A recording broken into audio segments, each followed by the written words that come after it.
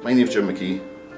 I'm chairman of the Stranraer clan. Now we're looking at bringing FC Twente, the team, which is a bit of a dream for us across here, to a town of 15,000, to come across and play a pre-season friendly. This will be a huge match for Stranraer, absolutely massive. Stranraer will welcome them with open arms and we'll all share a few grolls. In 2006 we were lucky to meet a young guy from Losa called Dennis Van Unen. Dennis was dying with cancer. Hopefully Dennis is looking down today, and if we can make this happen, I'm sure he'll be very proud that he started all this.